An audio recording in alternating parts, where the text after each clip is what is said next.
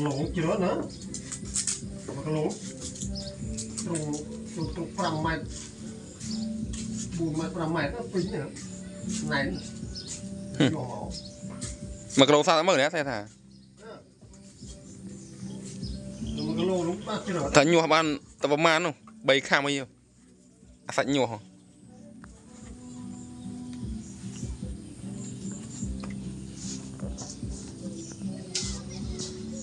nó lịch trùng lên bóng lịch mùi mạnh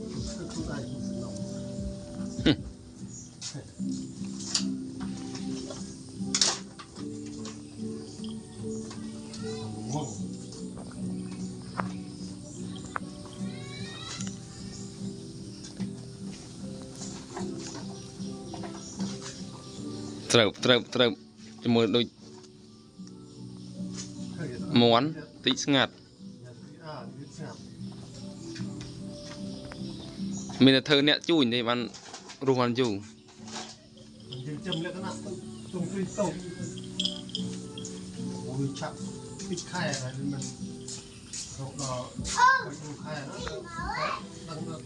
mình là xạ gì đấy xạ mà đi xạ mờ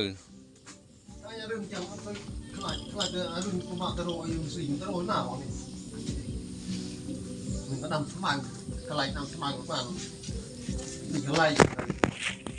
mình cầm mệt nằm người tới cái đồ con đào nó đóng cái bàn này tỏi nữa nó phục lò là tiêu nó gì mà không nhiều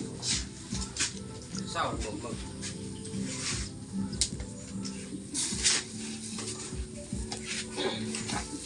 mực ayu thực tập ngay lắng thì mà chơi cả thứ là để tập ấy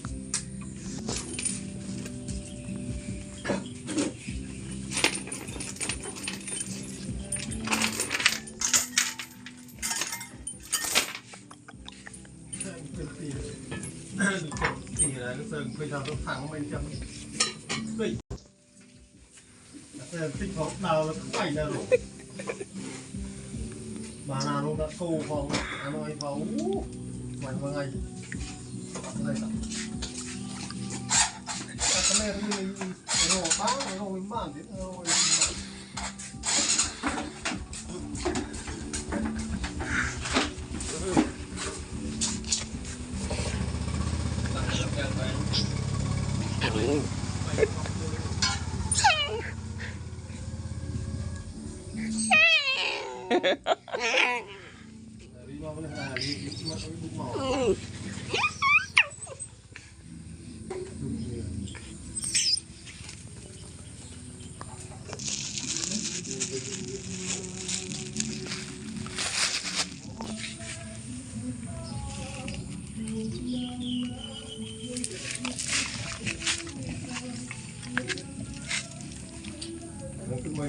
mạch nó gọn này cô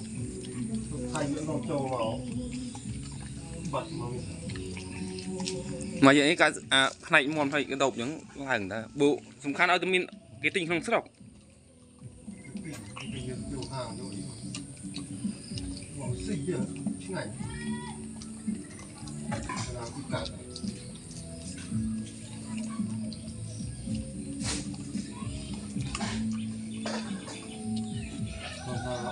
thì nó còn chụp ngoài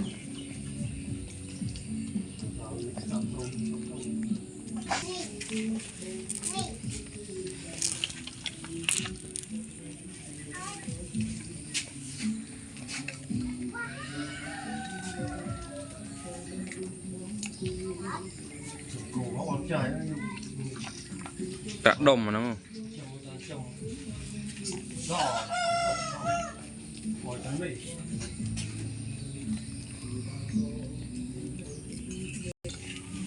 nhầm dân vì thời tìm xài đi cột ấy vì tìm xài biển đảo giáp dân ấy phun cùng rừng lui cạo với bạn trong ta bữa cho mùa sạt bật loạn nó bữa vô lui bấm nồi từ rồi thì mạch chầm từ mạch gì rừng nồi vô lui từ rồi xì tới mạch bữa chập đại viện nâng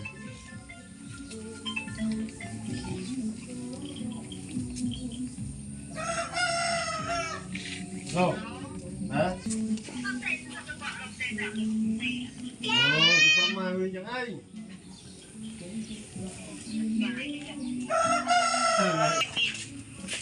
ทำไมไม่ดังนะ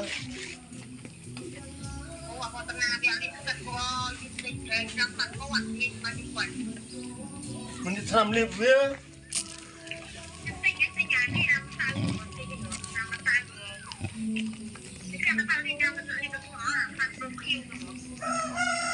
ลาดอะไรเรื่องนึงอ่อน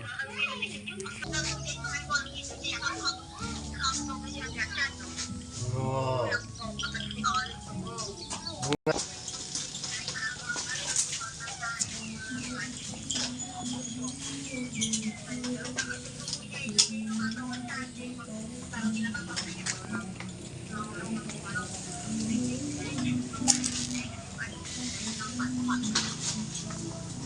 Làm cất macam li như thế này.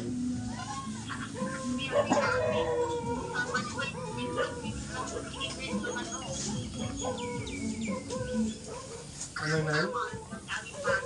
Làm ra li thế này dục. Mình có lộn.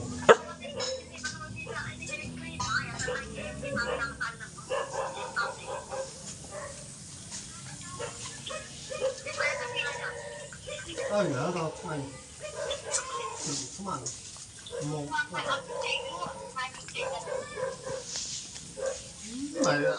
hậu đấy.